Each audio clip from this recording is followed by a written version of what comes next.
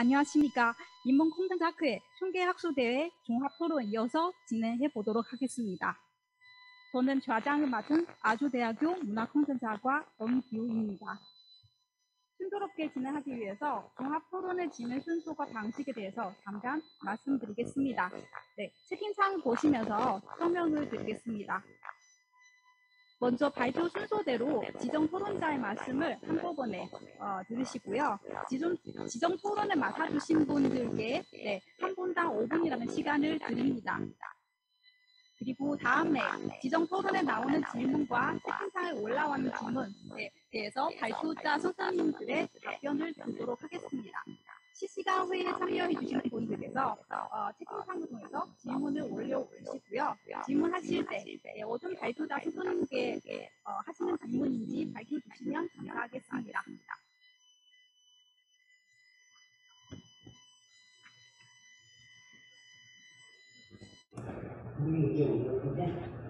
그러면 첫 번째 발표자 이동배 선생님의 짧은 동영상 플랫폼에 관한 연구 토론을 맡아주신 고려대학교 소영호 선생님의 토론 듣도록 하겠습니다.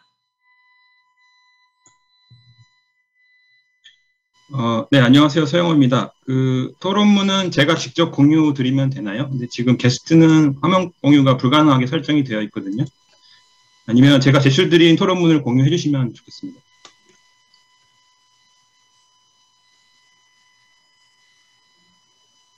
네, 이제 공유 할 수 있습니다. 네, 공유해 네, 주시고요. 그러면 제가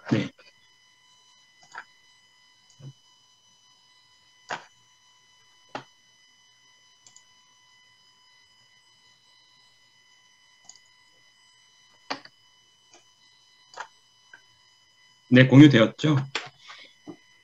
네, 이동배 선생님의 중국 PGC형 짧은 동영상 스토리텔링에 관한 고찰, 이티아오를 중심으로에 대한 토론을 진행하기 위해서 다음과 같이 저의 의견을 말씀드립니다. 이 논문은 초고속 인터넷과 모바일 기술이 추동한 미디어 환경의 진화 속에서 온라인 동영상 콘텐츠의 새로운 지형을 이루고 있는 이른바 짧은 동영상 트렌드를 선도해온 중국, 그 중에서도 고품질의 짧은 동영상의 대표 제작사라고 할 수 있는 이티아오의 콘텐츠에 나타난 스토리텔링 방식을 분석하고 그 특징을 밝혀내고자 한 연구입니다. 이 연구가 연구자의 중국 문화에 대한 높은 이해도와 관련 자료 해석 능력이라는 장점을 적절히 활용하여 시의성 있는 주제를 다루고 있다는 데에는 공감을 하면서도 논의를 조금 더 진전시키기 위해서 다음과 같이 몇 가지 의문점을 포함한 제언을 드리고자 합니다. 네, 먼저 이 논문이 보여주고 있는 짧은 동영상에 대한 인식 혹은 관점에 관한 문제입니다. 이 문제는 연구의 배경과 기본 전제에 연관된 부분이므로 결국 논문 전체를 관통하여 논의의 차별화를 조금 저해하는 데 작용하고 있지 않나라고 생각이 됩니다. 즉 논문 곳곳에서 짧은 동영상의 개념과 특징에 대해서 언급하고 계신데요. 여기에 제시된 사항들이 유튜브 등으로 짧은 동영상의 대표 매체라고 할 수 있는 틱톡은 물론이고 유튜브 등으로 대표되는 온라인 동영상 플랫폼 콘텐츠들의 일반적인 속성과 별다른 구분 없이 다루어지고 있어서 짧은 동영상만의 특징이라고 볼 수 있을까 하는 의문이 드는 항목들이 있습니다. 이를테면 책이나 신문보다 다양한 시청각 정보를 보유하고 있고 플랫폼을 통해 지속적으로 업데이트된 정보를 제공할 수 있으며 즉시적 쌍방향 소통이 가능하다라든지 역동적인 표현을 제공한다, 인터랙션이 강하고 내용이 다양하다, 상호 교환성, 실시간성, 재창조성, 유연성 등 디지털 미디어적 특성에 의해 전통적 스토리텔링과는 확연히 구분된다고 언급한 부분들이 그것입니다. 두 번째 제 의문은요. 2장 2절에서 짧은 동영상이 시청자들에 의해서 독립적인 스토리텔링 콘텐츠로 인식되는 이유로서 연구자께서 자투리 시간에 시청되기 때문에 고정적인 유통 채널이 형성되어 있으며 지속적인 콘텐츠 생산이 이루어지고 있다는 점을 근거로 들고 계시는데요. 그 인과관계에 있어서 의미가 좀 명확하게 드러나지 않는 면이 있습니다. 그래서 이에 대해서 부연 설명을 조금 해주시면 좋을 것 같습니다. 마지막으로는 1번에서 제기한 문제의식과 비슷한 관점에서 연구 결과 부분에 대한 말씀을 드리고자 하는데요. 이 부분은 제 재현적 성격을 가진다고 보시면 되겠습니다. 논문의 분석 결과에서 짧은 동영상만의 혹은 ETR 콘텐츠만의 스토리텔링적 특징이라기엔 모든 동영상 콘텐츠의 일반론에 해당해 보이는 내용들이 함께 섞여 있고요. 결론 부분에서 앞서 도출한 특징을 재언급하면서 나열하는 데 그치고 있어서 결과적으로 이 분석을 통해서 논문이 궁극적으로 밝히고자 하는 바나 이 논문의 의의와 관련한 호소의 내용이 좀 부재한 것이 아쉬운 인상을 남깁니다. 즉, ETR 콘텐츠들의 스토리텔링 특징의 도출이 궁극적으로 무엇을 밝히기 위한 것이며 이것이 콘텐츠 연구에 어떠한 영감이나 시사점을 줄 수 있는지를 앞부분의 연구 배경이나 목적 부분에서 함께 제시해 주시고 그 이후에 도출한 항목 중 PGC 콘텐츠의 고유한 사항들에 집중해서 결론 부분에서 이와 관련하여 보완 서술을 좀 해주시면 보다 의미 있는 논의를 남기는 연구가 되지 않을까 하는 저의 짧은 소견을 드리면서 마치겠습니다. 네, 소영호 선생님의 그 말씀 잘 들었고요. 그러면 이어서 두 번째 지정 토론자 충담대학교 조용상 선생님의 말씀 들어보도록 하겠습니다. 네, 안녕하세요. 용인충남대학교 조용상입니다. 제가 지금 잘 보이시죠? 네. 지금 저는 그 포스트 코로나 시대 공연예술 영상물의 특성과 전망이라는 고헌균 선생님의 글에 대해서 제가 토론을 하고 있습니다. 먼저 이 토론에 대해서 제가 우리나라 먼저 공연에 대한 얘기를 잠깐 해보려고 합니다.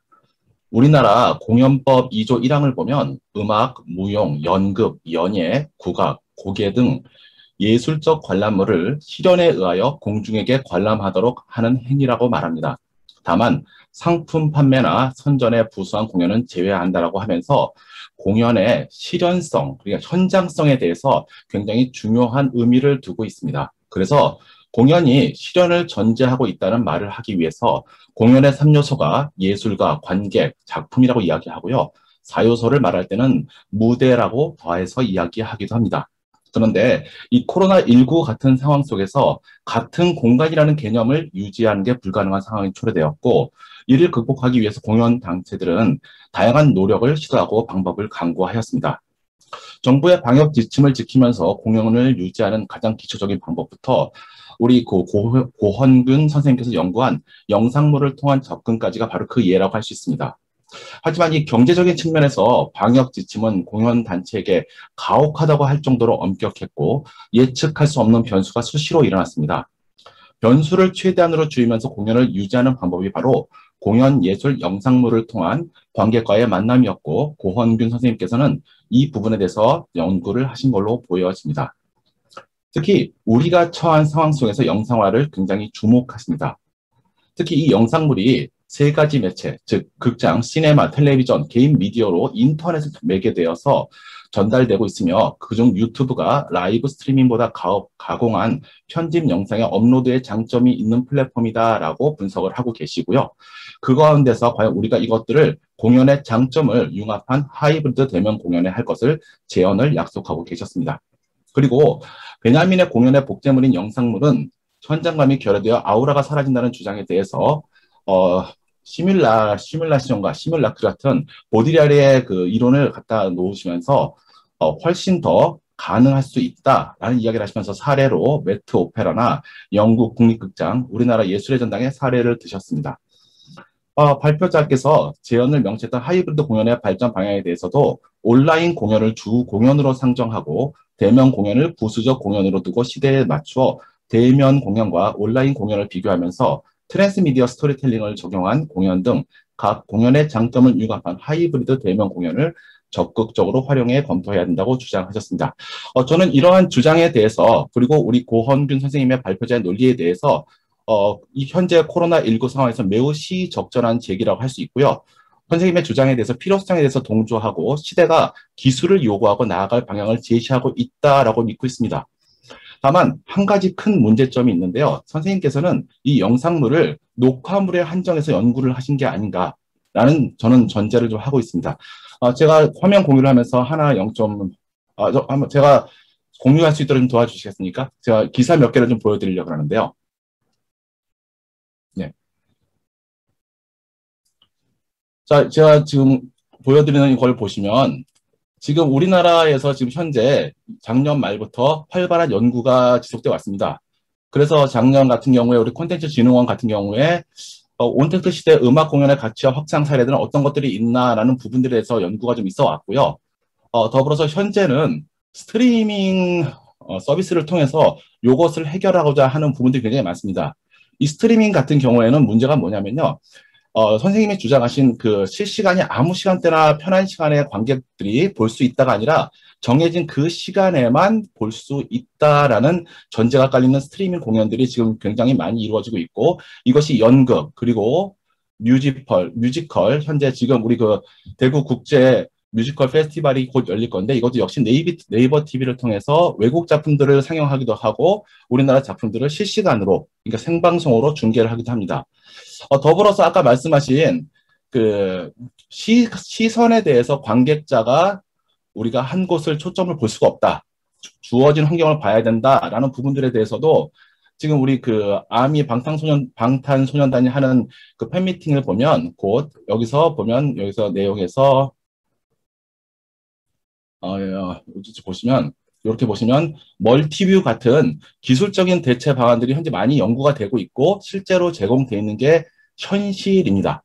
그래서 이런 부분들에 대해서 좀 어려운 부분들이 있기 때문에 제가 우리 발표하신 고원균 선생님께 드리는 질문은 코로나19 상황에서 전체 공연 예술의 영상물을 분석하고 대안 및 해결 방안, 하이브리드 공연을 제시하고자 하시는 것인지 혹은 이런 부분이 굉장히 약한 클래식 공연을 아까 사례에서도 드신 부분들이 메트 오페라나 혹은 영국의 그 국립극장, 런던 국립극장이나 예술현장이 전부 다 클래식 공연이었거든요.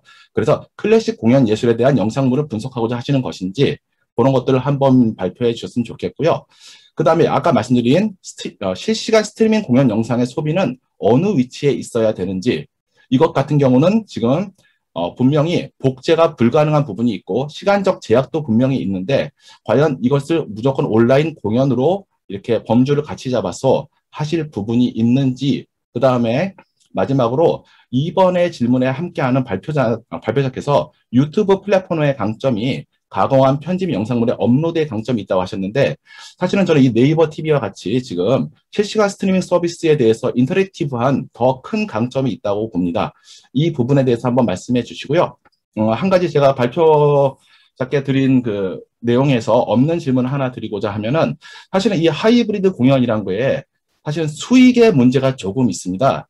왜냐하면 공연은 기본적으로 영상화를 전제로 하지 않는데 이제 영상화를 전제로 하고 아까 말하신 부수적으로 대면 공연을 놓게 됐을 때 수익의 문제에 대해서 어떻게 해결 방안이 있을지 요거에 대해서 한번 말씀해 주셨으면 좋겠습니다.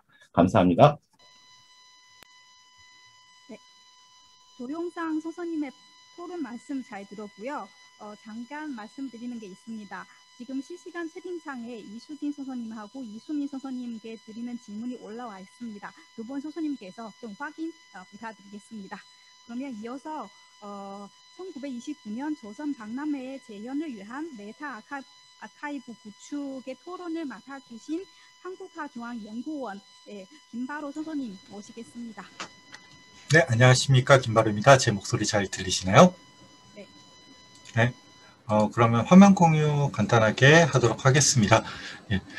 기본적으로 선생님들이 화면 같이 보면서 보는 게 좋을 테니까요. 저는 이수민 선생님의 토론을 맡게 된 한국화중앙연구원의 김바로라고 합니다. 저는 최대한 발표자 선생님들의 답변을 많이 듣고자 최대한 짧게 줄여가지고 핵심적인 부분만 토론을 진행하도록 해보겠습니다. 일단 이수민 선생님의 이 발표는 1929년 경복궁에서 개최된 조선박람회에 대한 상당히 다양한 다수의 유관 정보를 상호 연계해서 조선박람회를 탐색하는 종합적인 아카이브 구현에 관해서 논의한 논문입니다. 지금 현재 사실 조선 박람회 이외에도 다수의 인문 콘텐츠들이 다수의 기관에 다양한 형태로 흩어져 있는 상황에서 이런 식으로 흩어져 있는 자료를 다시 모으는 것은 그 자체만으로도 상당히 큰 의미가 있다고 생각하고 다른 주제에서도 많이 적용이 가능할 거라고 생각이 됩니다. 다만 제가 좀 의문스럽게 생각하는 지점 몇 가지만 질문을 드리도록 하겠습니다. 일단 첫 번째로 이 논문의 결국 핵심은 메타 아카이브인데, 메타 아카이브란 결국 이러한 특정 개별 아카이브에 한정되지 않고 여러 곳의 실물 아카이브를 묶어 다수의 아카이브를 통합하고 관리하는 이른바 아카이브의 아카이브를 가리키는 개념이다.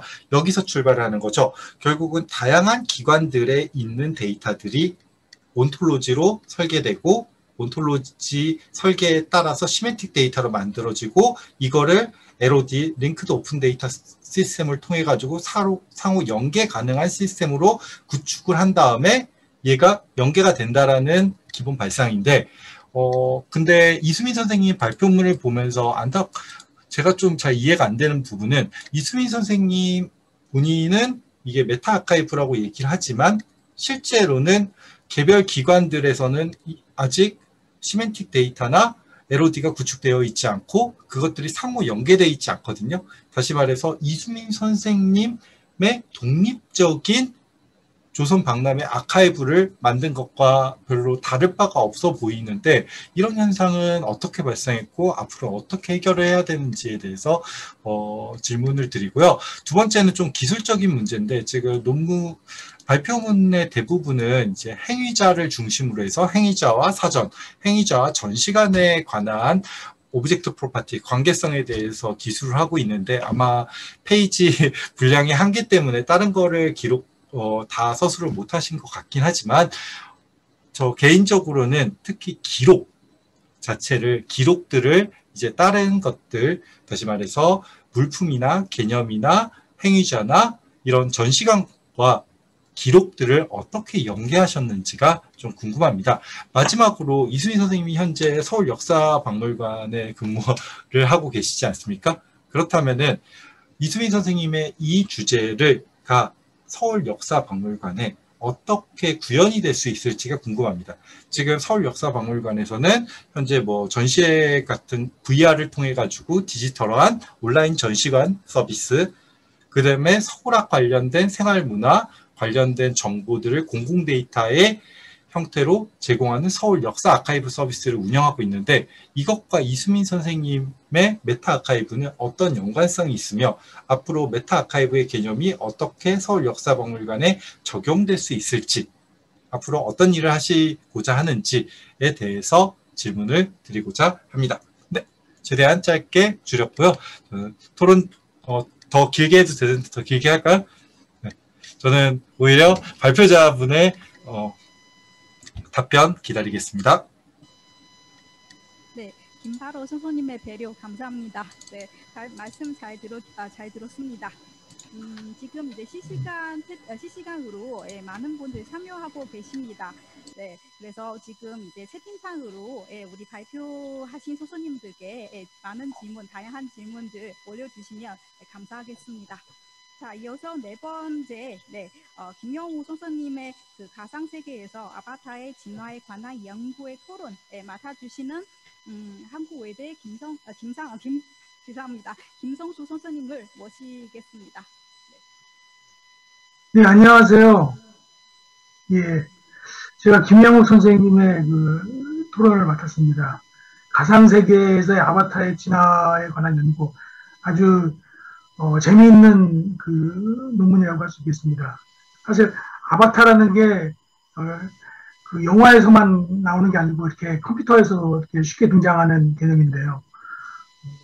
전체적으로 제가 써놓은 논평을 한번 읽어보도록 하겠습니다.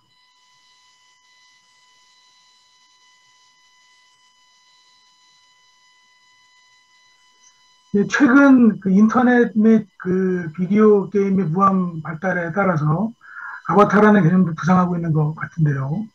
그 가상현실 게임에서 만들어진 그 아바타가 사용자를 대신하고 있기 때문에 그런 것 같습니다.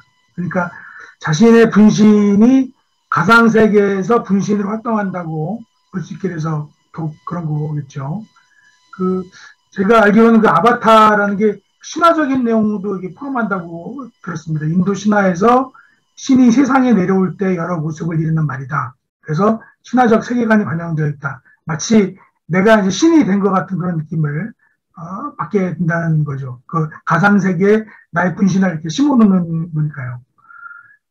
근데 이제 이런 게 뭐, 반드시, 온라인 게임에서만 일하는 게 아니고, 실질적으로 일반적인 캐주얼 게임에서도 게임 플레이어가 어떤 특정 플레이 캐릭터에다가 자기 자신을 과도하게 이입시켜가지고, 예를 들면 무슨, 일단 대전 게임 같은 거에서도 그러죠. 그런 거 할 때도, 사실은 이것도 이제 일종의 아바타 개념이라고 제가 예전에 이야기를 들어본 적이 있습니다. 이거에 대해서 어떻게 생각하시는지 잘 모르겠습니다만.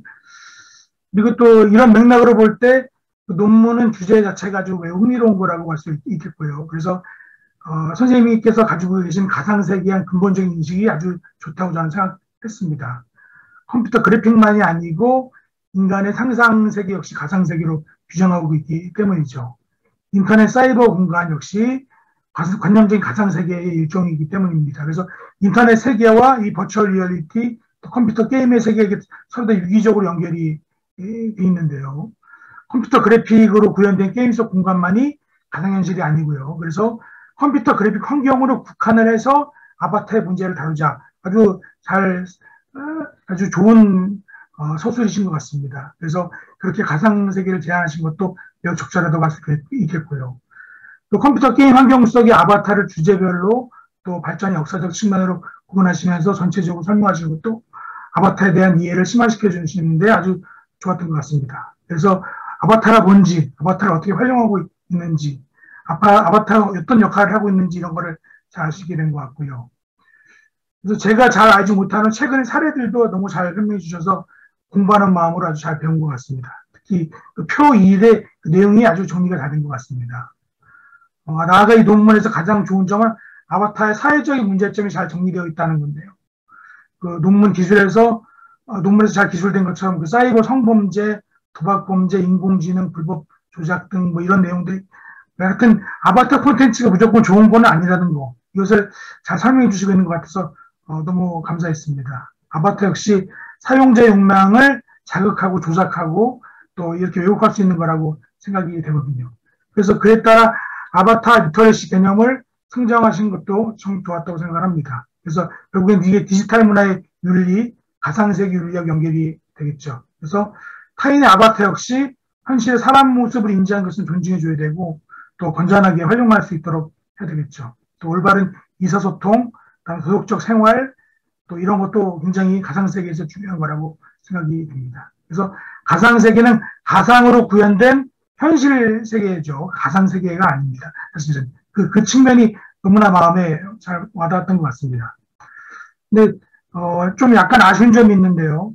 전반적으로 현상을 스케치하고 이렇게 분석을 하시다 보니까, 이론적인 배경이 조금 약하신 건 아닌가. 제가 이론 공부한 사람 입장에서 봤을 때 그런 느낌이 조금 듭니다. 그래서 유명한 학자들 분들도 거의 국내학자로만 되어 있고요. 그래서 제 개인적인 견해로는 그래서 조금 더 나가서 가상세계를 활용한 사용자들의 심리나 가상세계의 존재론에 대한 김정국 선생이 발표한 거 그럴 것 같습니다. 쉐리 터크라고 마이클 하임의 책을 선생님께 추천해 할 수 있을 것 같습니다. 이들 내용에는 인터넷에 대한 얘기가 좀 더 많지만 제2자아를 가상의 세계에서 내보이는 이런 내용들이 있다고 90%가 잘 썼다고 칭찬하고 마지막 10% 좀 얘기하는 거죠. 네, 이상입니다. 네, 김성수 선생님의 말씀 잘 들었습니다. 네, 이어서 5번째 지정 토론자 한국외대 김미경 선생님을 모시도록 하겠습니다.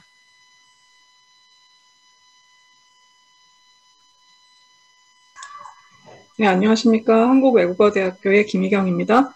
네, 화면 공유해 주시면 좋겠습니다. 네, 뭐 제가 할 얘기는 그렇게 많지는 않지만 질문이기 때문에 같이 봐주시면 좋겠습니다.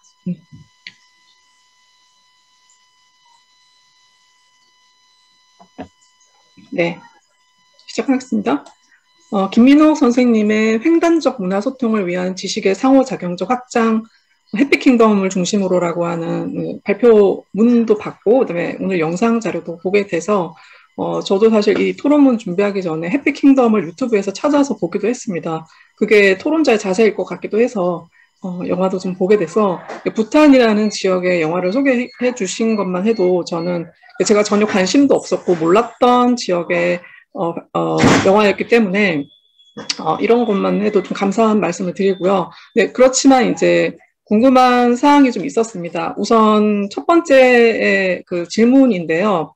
여기 제목에 지금 횡단적 문화소통이라고 하는 문장이 나오는데, 제가 아무리 선생님 논문을 읽어봐도 횡단적 문화소통이 무엇인가에 대해서 잘 모르겠다라는 점이었습니다. 그래서 일부러 좀 찾아봤어요. 그랬더니 문화 간 의사소통, 뭐 횡문화, 문화횡단적 뭐 통문화 이런 식으로 이렇게 번역이 되어 있었습니다. 근데 짧게만 제가 찾았던 어떤 포털 사이트나 이런 데서 짧게만 읽고 논문에서도 정확하게 이해가 되지 않아서 그 부분이 좀 빠져 있어서 진짜 여기서 소개하는 해피킹덤에서 어떤 횡단적 문화 소통이 일어나는지에 대해서 사실 오늘 발표를 들어도 제가 잘 이해가 안 돼서 저만 이해가 안 될 수도 있는 부분입니다만 이것은 그래서 이 부분에 대해서 들어가면 그 서두의 머리말에라든지 아니면 어떤 꼭지를 만들어서 그 부분에 대한 좀 확실한 정의를 내려주시면 해피킹덤을 보기 전과 보고 나서의 횡단적 문화소통에 대한 이해가 좀 더 잘 되지 않을까라는 생각을 해보게 됐고요. 두 번째는 이제 상호작용이라는 표현을 쓰셨는데 이제 컨텐츠를 하면서 가장 많이 충돌이 일어나는 용어 중에 하나가 상호작용이라고 하는 용어인 것 같아요.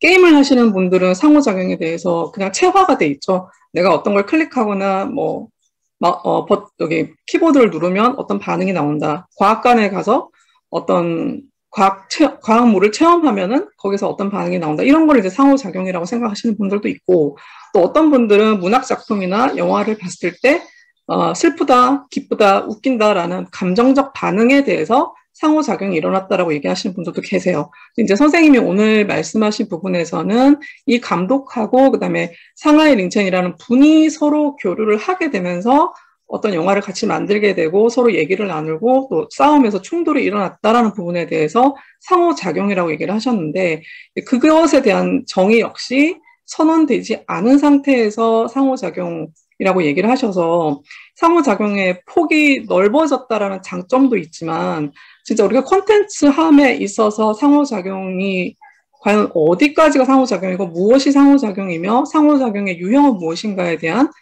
질문을 낳게 하는 것 같습니다. 그래서 여기서 말하는 상호작용에 대한 선언을 어디서든지 좀 해주셨으면 좋겠다라는 생각이 들었고 또 하나 이제 지식의 상호작용이라는 얘기를 하셨는데 이 글을 봤을 때 결과적으로 지식의 상호작용이 어떤 지식의 상호작용인가에 대해서 제가 잘 캐치가 안 됐고 그리고 예를 들자면 부탄 사람들의 삶의 모습이 지식이 되는 건지 감독이 영화를 만들기 위해서 현지인들과 교류를 하면서 생긴 지식이 상호작용화 되는 것인지에 대해서도 명확하게 밝혀져 있지 않아서 여기서 말하는 지식이 무엇인가에 대해서도 의문이 생겼습니다. 그래서 이 부분에 대한 얘기도 좀 듣고 싶고요. 세 번째는 이제 마지막 나가며라는 결론 부분에서의 얘기인데요.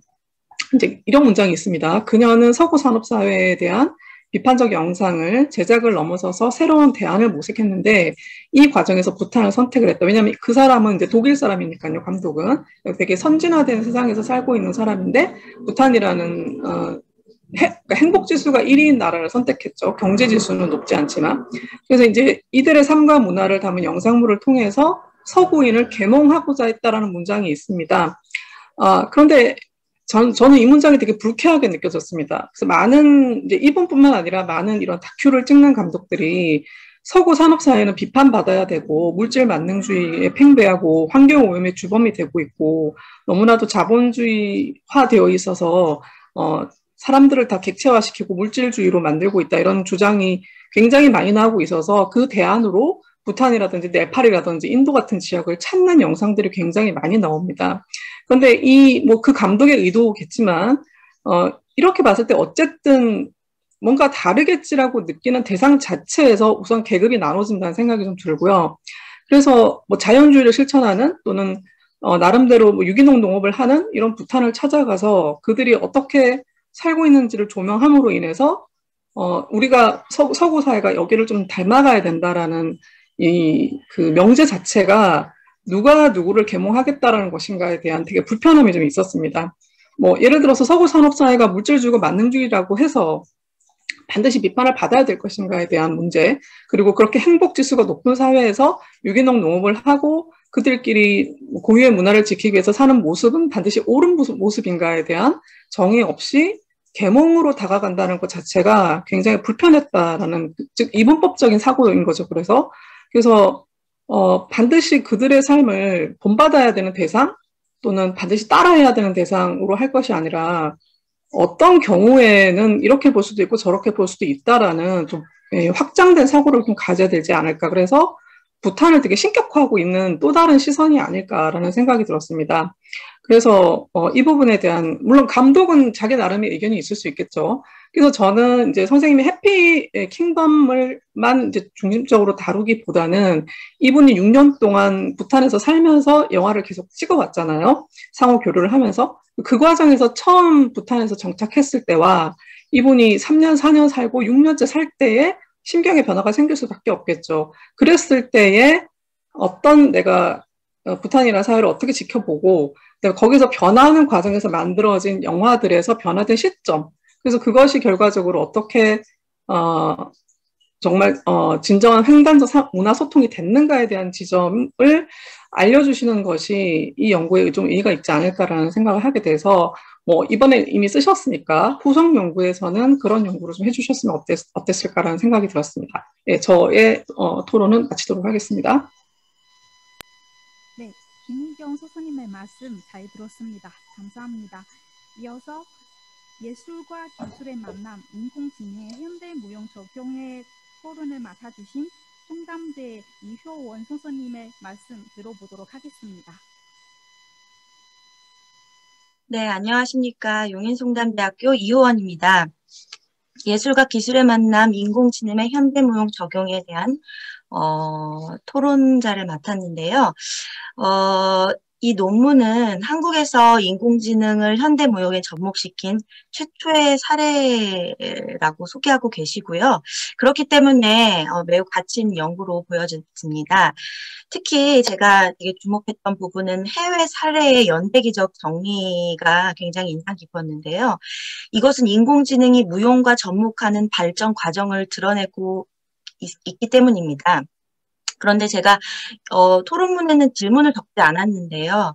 질문 드리고 싶은 점은 어떤 계기로 이 논문의 주제를 선정하셨는지에 대해서 개인적으로 궁금합니다. 왜냐면은 이제 논문을 살펴보면은 연구자 선생님들의 그 전공하신 사례라든지 아니면은 작성 의도에 있어서 굉장히 이렇게 개인의 그 초점이 명확하게 보일 때가 많거든요. 근데 이 논문 같은 경우에는 뭔가 이게 방향성이라든지 목표라든지 그런 것들이 연구자 선생님의 그런 굉장히 주관적이고 뚜렷한 것이 좀 보이지 않아서 그것이 굉장히 궁금했고요. 예를 들어서 뭐 공연학적 관점이 조금 지향하신다거나 아니면 기술과학적인 관점이라던가 아니면 뭐 문화 콘텐츠 전반의 경향이 이런 경향에 따라서 이런 연구를 하셨는지에 따라서 이렇게 그 연구가 갈릴 텐데요. 지금은 그런 관점이나 방향성이 조금 안 보여서 그게 궁금했고요. 목차를 살펴보면 1장의 서론을 지나서 2장의 예술과 기술의 만남, 창의성과 인공지능을 통해 예술과 기술이 왜 필연적으로 만나게 되었는지에 대해서 설명하고 있습니다. 그리고 3장과 4장은 사례 연구, 그리고 5장은 논문의 핵심 논의인 비욘드 블랙 창작의 주체와 매개입니다. 그리고 6장의 결론 순으로 논의를 전개하셨습니다. 2장 같은 경우는 이 논문이 왜 꼭 필요한가, 이러한 설득력을 마련하기 위한 토대가 되는 중요한 챕터라고 생각이 됩니다. 그래서 이제 여러 가지 예술과 기술이 처음에 기회라는 것으로 합쳐져 있다가 고대 시대예요.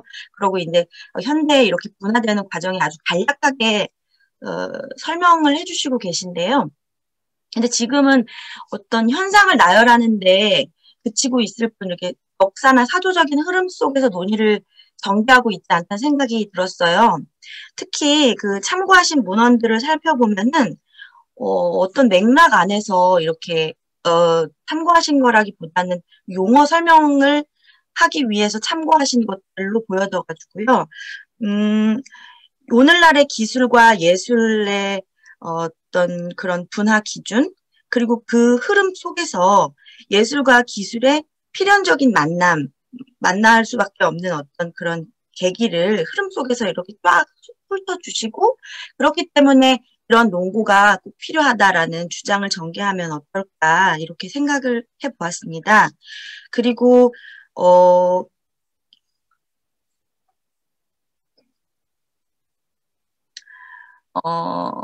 그리고요, 이제 제가 추천드리고 싶었던 그 이론 같은 경우에는 연극 이론가 한스티스 레만이라든지 커뮤니케이션 학자 빌렘 플루서 같은 분들이 그런 어떤 예술과 기술의 역사가 이제 포스트 모더니즘 이후에 문자 이전의 시대로 회귀해야 함을 지적하고 있거든요. 그래서 이런 흐름에 따라서 예술과 기술이 이제 다시 만나지는 것들은 필연적인 사건이다. 그런 어떤 맥락에서 설명하면 좋겠다라고 이제 제가 제안드려 봤습니다. 그리고 이제 5장은 논문의 핵심 사안인데요. 볼터와 그루신의 뉴 미디어 시대의 매개 과정에 입각해서 논의를 전개하셨습니다. 그래서 비욘드 블랙이 영매개를 통해 완성된 작품임을 주장하고 갑작스럽게 결론으로 넘어가고 있거든요. 근데 지금 사실 이게 그 서브 제목으로 들어갔지 않습니까? 주체와 매개를 중심으로라는. 그래서 이 대매개와 영매개 이론이 가장 중요한 부분임에도 불구하고 영매개가 갖는 가치와 의의라든지, 그래서 왜 이것이 영매개가 되어야 하고 이게 과연 이 현대적인 이 작금의 시점 속에서 왜 중요한 것인가, 그런 어떤 추가적인 설명이 없어서 좀 아쉬웠습니다. 그래서 제가 또 질문드리고 싶은 것은 이것이 과연 상호 매체적인 어떤 관점에서 설명할 수 있지 않을까. 만약에 그렇다면 제 질문드리고 싶은 것은 그 사례는요, 실황 중계를 한 것이 아니라 애초에 20분간의 영상물로 제작한 형태잖아요. 왜냐면은 공연할 수 없기 때문에, 그런 상황이기 때문에. 그래서 만약에 사례로 든 다른 인공지능 무용 공연 같은 경우도 이렇게 영상물로만 제작한 사례인지, 아니면은 미디어와 실제 무용수들이 무대에서 무용하는 것들이 상호 매개하는 것의 어떤 공연인지, 그것이 같다고 보기는 힘들 것 같거든요. 왜냐면은 현장에서 미디어와 무용수들의 신체와 만나서 이것이 매개가 되는 것인지와 아니면은 실제로 만나지 않고 미디어상 안에서 만 소통하는 것인지에 따라서 이게 다른 것인지가 이제 질문 드리고요. 만약에 같다면은 그 논의가 연결될 수 있는데, 만약에 다르다면은 이 영매개와 재매개가 다른 어떤 맥락으로 갖고 있지 않을까, 이런 어떤 생각을 해보았습니다. 그래서 그것에 대한 어떤 질문 드립니다. 제가 질문 드리는 거는 아까 그 첫 번째로 질문드린 최초에 이것을 쓰게 되신 목표와 그 계기, 관점, 그것이 궁금했고요. 두 번째는 해외 사례와 이 사례의 그 매개 양상이 같은 것인가, 그것에 대해서 질문 드리면서 저의 토론을 마치겠습니다. 네, 이효원 선생님의 말씀 잘 들었습니다. 이어서 마지막 지정 토론자 한국외대 최보경 선생님 모시겠습니다. 네, 안녕하세요. 문화도시와 커뮤니티형 문화자원의 활용성, 영도 문화도시 사례를 중심으로라는 제목으로 발표해 주신 이수진 선생님 발표의 토론을 맡은 한국외국어대학교 최보경입니다. 2020년부터 시작된 그 영도 문화도시 사업 사례를 바탕으로 문화도시와 커뮤니티형 문화자원에 대한 이수진 선생님의 발표 잘 들었습니다. 그러니까 저도 지역문화재생에서 지역 커뮤니티를 중심으로 그 지역의 문제를 인식하고 변화를 모색하기 위해서 콘텐츠를 기획하고 창작하여 유통하는 과정에서 발행되는 그 액티비즘에 대한 관심을 가지고 연구를 발전시키는 과정에 있어서 특히 관심 있게 들었는데요. 그러니까 연구 내용에서 영도 문화도시를 설명하면서 그 지역 내 커뮤니티에 대해서 세세하게 구분해 주신 내용과 그 정리된 그 사례들은 지역 연구를 수행하는 많은 분들한테 그 결과를 활용해서 다양한 해석을 통해서 더 큰 의미로 연결할 수 있는 자료로도 더 발전적으로 활용될 수 있을 것 같아서 아카이브로서도 더 큰 의미를 가진다고 생각됩니다. 이제 연구자께서 연구하신 내용을 대략 제가 생각하는 내용으로 정리를 해봤는데, 주민 문화, 지역 공동체, 문화 가치라는 그 4가지 키워드를 중심으로 현재 운영되고 있는 사업에서 그 문화도시센터가 문화자원으로서 어떤 역할을 감당해야 되는지, 그리고 그 주체가 누가 되어야 되는지에 대해서 그 커뮤니티의 중요성을 중심으로 논지를 전개하신 글로 보입니다. 그러니까 저도 그 문화도시를 위한 지역의 문화자원에 대한 연구에서 사실 커뮤니티의 그 액티비즘에 집중해서 연구를 하고 있기 때문에 그 문화 창조력을 강화시킬 수 있는 문화도시를 만드는 데 있어서 그 문화 커뮤니티의 역할이 중요하다는 거, 그리고 그 지속 가능성과 그 지역민의 문화적 삶의 확산을 위해서 그 중심으로 지역 커뮤니티가 활동을 해야 된다는 그런 이제 지속 가능성 자체를 담보하기 위해서, 그리고 지역 정체성 함양을 위해서 지역 커뮤니티의 역할의 중요성에 대해서는 저도 동의하는 바입니다. 그리고 그 이후에도 이제 발표문에서 지역의 다양한 주체들이 주체적이면서도 자율적으로 의제를 설정하고 실현할 수 있는 의사 체계 과정을 구축할 수 있는 커뮤니티 중심의 거버넌스를 구축해야 된다라고 주장하시면서 이제 거버넌스가 커뮤니티 중심으로 이루어져야 된다고 주장하셨고, 그리고 사회 문화적 가치를 기준으로 문화 자원을 바라볼 때 문화 활동의 과정이 중요한 문화 자원에서 주체로서 그 중심에 있는 문화 시민을 연구하는 것도 이제 필수적일 것이라고 보입니다. 그리고 이제 발표에서는 사람살이의 꼴과 형태를 연구하는 커뮤니티형 문화자원 연구를 위해서 장소 활동적 존재로서 주체를, 그리고 주체의 커뮤니티 활동부터 커뮤니티 조직화에 이르는 과정을 연구해야 된다고도 역설했습니다.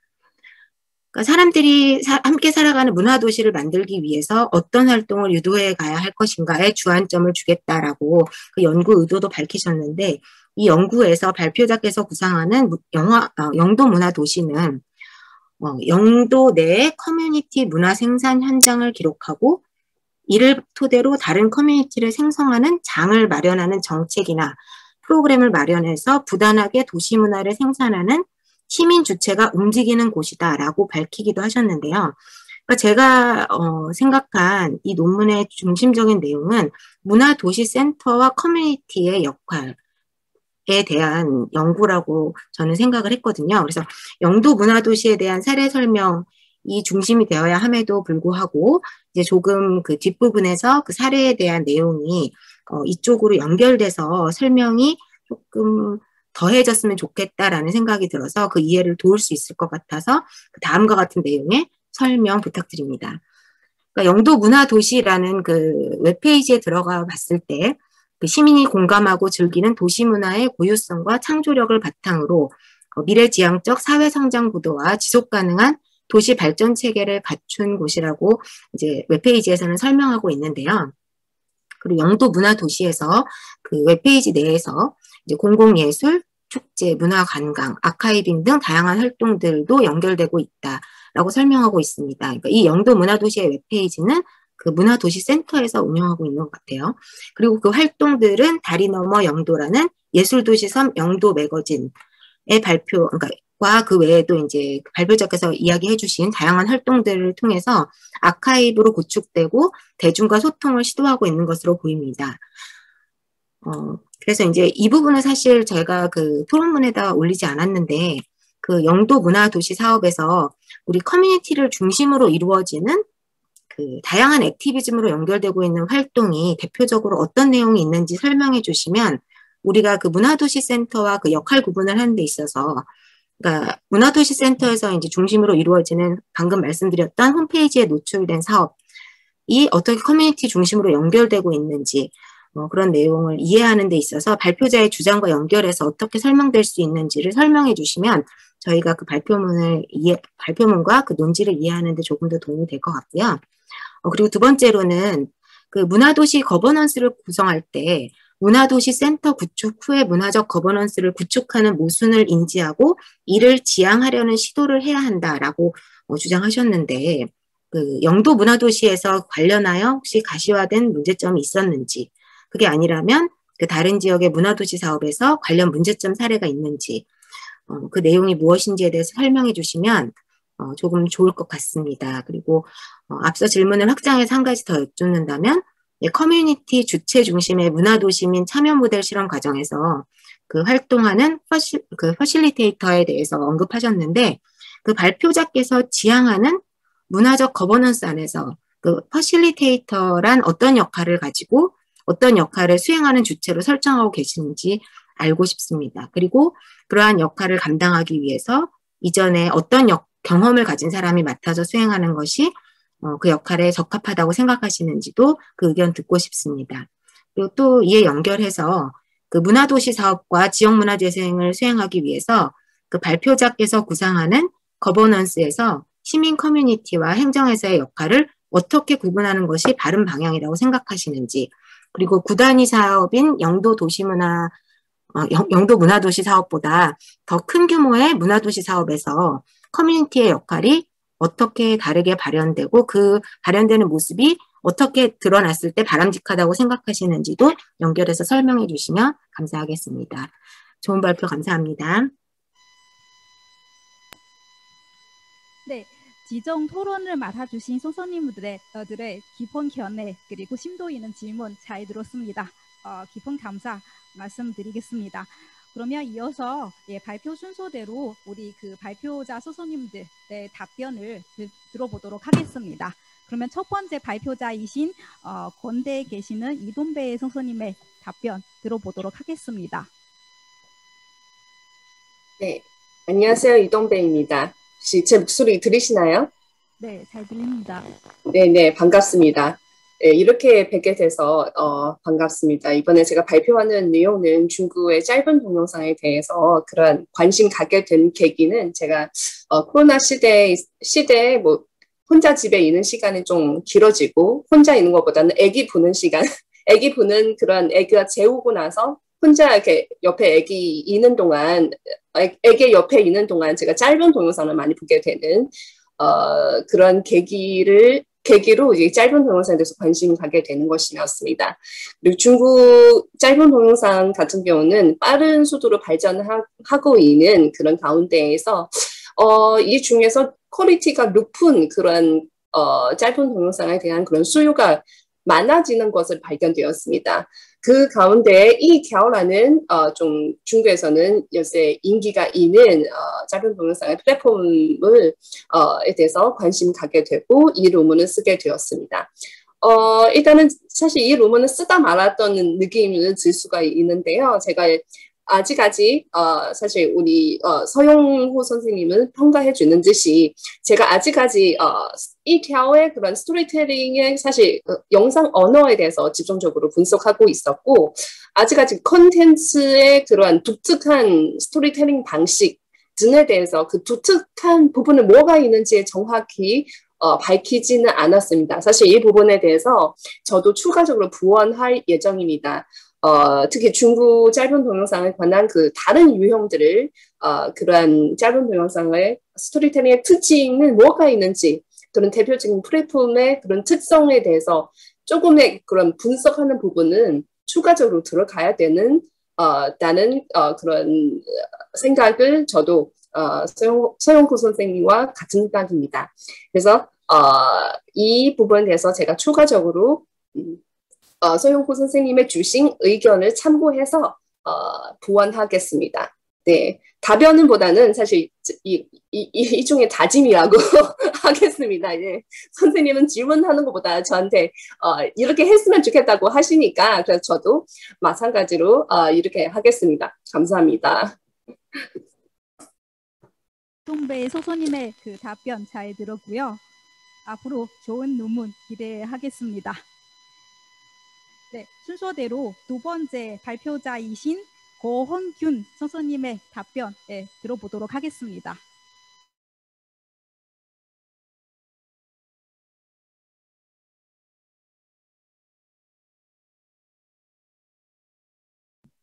예, 안녕하십니까.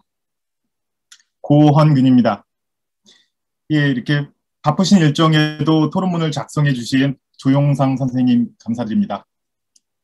예, 현재 77명의 선생님들 모두 감사드립니다. 조용상 선생님이 제기해 주신 첫 질문, 코로나19 상황에서 전체 공연 예술의 영상물을 분석하고 대안 및 해결 방안을 제시하고자 하는 것인지, 클래식 공연 예술에 대한 영상물을 분석하는 것인지에 대한 답변은 제가 미흡해서 표현을 잘못했는데 클래식 공연 예술 영상물에 대한 분석과 대안 방안을 제시하도록 하겠습니다. 제기해 주신 두 번째, 대면 공연과 온라인 대면 공연의 비교 분석에서 실시간 스트리밍 공연 영상의 소비는 어느 위치에 있어야 하는가? 예, 제가 스트리밍 부분에 있어서 준비를 못했는데 추가적으로 분석하고 연구를 하도록 하겠습니다. 제기해 주신 세 번째, 이번 질문과 함께 발표자는 유튜브 플랫폼의 장점이 가공된 편집 영상물의 업로드에 강점이 있다고 했는데, 실시간 스트리밍 서비스의 영역에서 강점을 간과해도 되는가? 예, 이 부분도 마찬가지로 실시간 스트리밍 서비스 부분을 간과하지 않고 추가적으로 연구를 하겠습니다. 추가적으로 질문을 하나 더 하셨는데요. 조용산 선생님이 저를 과대평가해 주셔서 한국 클래식 음악 공연계에서 아무도 해결 못한 공연의 수익성 부분을 제기하셨습니다.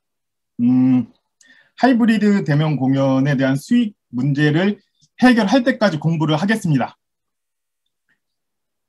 네, 짧게 수익성 부분에 대해서 얘기를 드리면, 기획사의 경우에 수익을 낼 수 있는 공연과 수익을 포기하는 공연으로 나눠서, 수익을 낼 수 있는 공연은 명품 공연에서 고가의 가격을 책정하면 어떨까 하는 짧은 생각이 있습니다. 예, 연구의 미흡함을 직시하면서 조영상 선생님이 희망하신 대로 논리 전개와 결론이 완성도 높은 논문으로 정리하도록 하겠습니다. 고헌균이었습니다. 네, 답변 잘 들었습니다. 네, 마찬가지로 앞으로 좋은 논문 기대하겠습니다. 네, 이어서 세 번째 발표자이신 이수민 선생님의 그 답변 들어보도록 하겠습니다. 네, 혹시 제 목소리 들리시나요, 지금? 혹시 목소리 잘 들리시나요, 지금?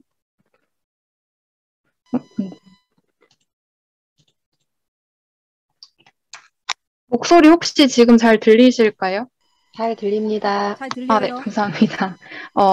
안녕하세요. 현재 서울역사박물관 조사연구과에서 아카이브 업무를 담당하고 있는 연구원 이수민입니다. 제가 이번 발표에서 조선박람회 메타아카이브 구축이라는 주제로 발표를 했는데요.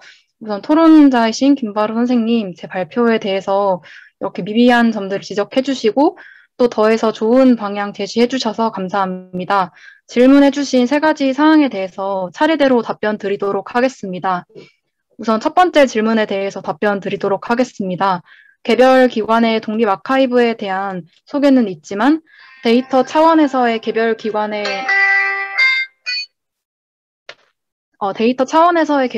독립 아카이브와 연구자의 메타 아카이브 간의 연계가 보이지 않는다는 점을 지적해 주셨습니다. 제가 구축한 아카이브 화면에서 아무래도 단순히 정보의 출처가 되는 원문이나 디지털 콘텐츠를 담은 웹사이트들을 링크를 통해서 연계를 하고 있고 그 개수가 적다 보니까 이런 미비점들이 보였던 것 같습니다. 만약 이 부분을 개선을 한다면 관계어 명시를 좀 더 세분화해서 유형별로 웹사이트들을 보다 다양하게 연계하거나 데이터베이스를 추가 수정 보완한 뒤에 말씀하신 것처럼 링크드 오픈 데이터로 구축을 하는 방법이 대안이 될 수 있을 것 같습니다. 다만 이러한 메타아카이브 구축에 있어서 제가 구현할 때 겪었던 몇 가지 어려움들을 말씀드리고 싶은데요. 우선은 기록물의 원문에 접근할 때 일본의 니치분켄이나 우리나라의 이뮤지엄과 같이 개별 유물 단위로 URL을 제공하고 있는 경우에는 연계가 쉬웠는데 몇몇 아카이브에서 저작권이나 제공 방식에 있어서 조금 연계하기 힘든 부분들이 있었습니다. 예를 들면 PDF로 자료를 그냥 첨부 파일로 제공하거나 국립중앙도서관 같이 몇몇 자료들은 특정 컴퓨터에서만 접근이 가능했기 때문에 아니면 동아일보 같은 경우에는 유료로 서비스를 제공하고 있어서 이런 경우에는 아무런 정보 없이 바로 노드를 클릭해서 연계를 하기보다는 어느 정도 해당 사이트에 대한 정보가 필요하다고 생각해서 위키페이지 안에서 해당 사이트에 대한 간단한 정보를 제시하고 이 원문이 특정 노드 사실과 어떤 관계가 있는지 명시한 후에 다른 아카이브로 연결할 수 있도록 했습니다. 또 제가 발표문에서도 언급했지만 조선 박람회에 관한 내용을 부분적으로 언급하고 있는 기록물들이 많기 때문에 그 부분은 우선 웹사이트보다는 연계보다는 내용적인 측면에서 추출할 수 있는 정보들을 관계어로 명시해주고자 했습니다. 따라서 이 부분은 정보에 출처가 되는 어떤 연구 논저라던가 웹사이트들을 추가 연계해서 그런 방안들을 통해서 보완할 수 있을 것 같습니다. 두 번째 질문은 온톨로지에 관한 질문을 주셨는데요. 발표문에 제시되어 있는 행위자 사건 관계 또 행위자 전시관 관계에 대한 데이터 기술 이외에 기록물, 물품, 개념 등의 클래스와의 관계를 어떻게 정의했는지 질문해 주셨습니다. 이 부분은 하나의 예시를 통해서 설명드릴 수 있을 것 같은데요. 제가 이번 연구에서 구상한 아카이브의 개념이 기록물의 원문 자체에 접근하는 것도 중요하지만 그 기록물이나 콘텐츠 안에 있는 정보들을 쪼개어서 서로 연결하는 거에도 조금 더 집중을 하였습니다. 그래서 영상에서 보여드린 것처럼 예를 들면 박람회장을 찍은 사진 중에 그 사진에 표현된 경복궁의 정각이나 박람회 전시관들은 어떤 정각이고 또 어떤 전시관인지 또 이런 경우에는 해당 전시관에 대해서 언급하고 있는 기록물이나 그 기록물의 출처를 제공하는 웹사이트와의 관계어를 통해서 연결해 주었고 해당 전시관에서는 어떤 물품을 전시했는지를 물품 클래스로 분류된 데이터들을 통해서 명시를 해주었고요. 이러한 물품들은 박람회 주최자에 의해서 어떻게 분류되었는지 예를 들면 당시에 총독부가 전시관 출품의 물품들을 총 11가지 품목으로 구분을 했는데 이런 분류들을 농수산품이면 농수산품, 기계류인지 이런 식으로 개념 클래스로 구분을 해서 명시해 주었습니다. 그리고 이런 사진이나 엽서를 생산했던 기업이나 단체들은 어떤 단체인지 이런 식으로 이야기를 엮어나가듯이 기술하려고 노력을 했습니다. 근데 이 부분도 데이터베이스 수정을 통해서 추가 수정 보완하면 좋을 것 같습니다. 그리고 마지막 질문에서는 메타아카이브의 개념을 토대로 서울역사박물관이 차후 어떤 역할을 할 수 있는지 질문을 해주셨는데요. 우선 이 주제는 제가 개인적으로 구상을 하고 있는 주제이고 또 서울역사아카이브도 그런 아카이브 구축의 대상이 되는 자원 중에 한 곳이라는 점을 유념해 주시고 제가 평소에 박물관에서 아카이브 업무를 하면서 느꼈던 점들을 토대로 답변 드리고자 합니다. 아직까지 국가기록원이나 국사편찬위원회와 같이 그 국가기관 단위로 이런 기록물 아카이브 서비스를 운영하고 있는 곳은 많은데 서울역사아카이브처럼 지역을 단위로 해서 지역의 문화나 역사 자료를 제공하고 있는 서비스, 특히 디지털 아카이브 같은 경우에는 아직 그렇게 활성화가 되어 있지 않은 것으로 알고 있습니다. 다만 서울역사 아카이브 같은 경우에는 서울이 역사 정치적으로 계속해서 수도였다라는 특성상 지역 단위 아카이브로서는 드물게 좀 더 체계화되어 있고 양적, 질적으로도 많은 자료들을 제공하고 있습니다. 근데 최근 들어서 조금 더 이렇게 작은 지역의 지자체 단위로 예를 들면 서울시 내에서도 용산구라던가 강남구라던가 이렇게 구 단위로 아카이브를 서비스하려고 준비 중에 있는 것으로 알고 있습니다. 그리고 서울뿐만 아니라 전국적으로도 이런 지자체들에서 디지털 아카이브를 구축하려는 노력들이 많이 전개가 되고 있는 것으로 알고 있는데 메타 아카이브라는 개념이 사실 기관의 성격에 관계없이 포괄적인 그런 범통합적인 아카이브를 구축한다는 개념이지만 우선적으로는 이렇게 성격이 비슷한 아카이브끼리의 협력을 통해서 서로 공유할 수 있는 자료들을 연계하는 방안이 이런 이상적인 아카이브를 구현하는 데 출발점이 될 수 있지 않을까 생각합니다.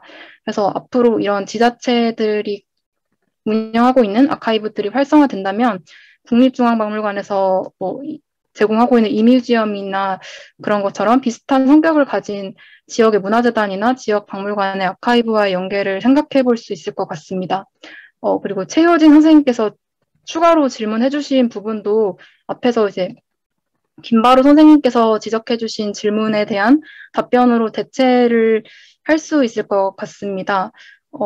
제가 찾은 기사나 최대한 많은 기사를 연계하는 방법으로 일단은 만들긴 했는데, 관계를 좀 더 세분화한다거나 이 콘텐츠 유형을 좀 더 구분해서 추가적으로 연계하는 대안이 될 수 있을 것 같습니다.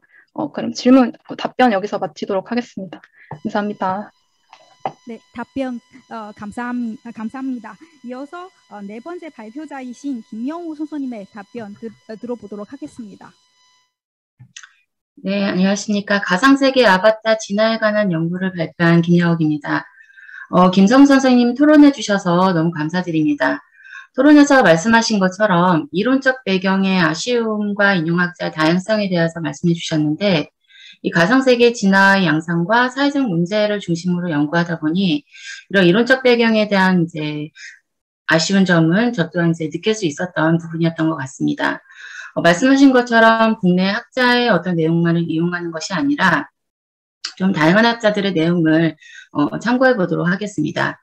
또한 가상세계를 활용하는 어떤 심리와 가상세계 존재론에 대한 내용의 어떤 추가 필요성에 대해서도 말씀을 해주셨는데, 말씀해 주신 것처럼 셰리 터클이나 마이클 하인즈의 책과 함께 이제 클라샤키의 어떤 복수 정체성과 관련된 내용, 그리고 이제 가상세계 아바타로 어떤 각기 다른 성격을 가진 그 다수자로 행사할 때 일어나는 어떤 사이버 다중자, 우리가 경험할 수 있는 그런 사이버 다중자에 대한 어떤 내용을 추가해서 여러 아바타의 다중 정체성에 대한 내용을 추가하면 좋을 것 같다는 생각을 하게 되었습니다. 토론해 주신 내용을 이제 참고로 해서 다양한 연구와 자료를 인용해서 연구 완성도 있게 최종 보완해 나가도록 하겠습니다. 감사합니다. 네, 감사합니다. 김영호 선생님의 말씀 잘 들었고요. 이어서 다섯 번째 발표자이신 김민호 선생님의 답변 들어보도록 하겠습니다. 네, 안녕하세요. 제 목소리 잘 들리시나요? 네, 저는 해피킹덤을 중심으로 횡단적 문화소통을 위한 지식의 상호작용성에 대해서 발표를 드렸는데요. 그 김희영 선생님이 말씀해 주셨던 그 두 가지 지점들, 크게 횡단적 문화소통이라는 것과 지식의 상호작용성이라고 하는 측면이 어떤 의미에서 사용이 됐고, 그것들이 지금 제가 분석하는 해피킹덤 혹은 베른슈토프의 영상과 어떻게 직접적으로 연결되는지에 대한 질문으로 보여집니다. 저도 사실 이제 이 논문이 완결된 논문은 아니고요. 공부하는 과정 속에서 지금 발표를 드린 거라서 사실 이제 선생님께서 지적해 주셨던 그런 어떤 정확한 정의라든지 이런 것들이 아직은 완결성 있게 제시되지는 못했던 것이 있었던 것 같습니다. 그래서 선생님 토론을 듣고 이제 관련해서 조금 더 저의 생각을 이렇게 그런 제목들을 달았던 이유에 대해서 좀 말씀을 드려보도록 하겠습니다. 먼저 이렇게 횡단적 문화 소통이라고 하는 측면은 사실은 뭐 이제 저도 영문으로는 크로스 컬처라는 말씀을 드리긴 했는데, 그러니까 문화가 서로 다른 문화가 서로 다른 간극들을 채워가는 어떠한 고정적 측면에서의 문화의 어떤 상호작용 혹은 문화의 소통이 아니라 그렇게 상호작용을 하면서도 끊임없이 변화한다라는 생각을 했습니다. 그래서 어떻게 보면 트래버스, 그러니까 계속 가로지르고 서로 변화하는 맥락에서 사실은 이 횡단적이라는 표현을 썼습니다. 그래서 베른슈토프도 선생님도 지적하시지만 서구의 어떠한 그런 그 시각을 가지고 한편의 어떤 바라보는 그 시각을 가지고 있었지만 부탄으로 이주하여서 6, 7년을 살아가면서 또 그 현지민들과의 상호작용을 그 만남과 소통을 통해서 이렇게 변화했던 그 제작 과정 속에서의 그 횡단적 어떤 소통 과정을 그리고 싶었고요. 또 하나는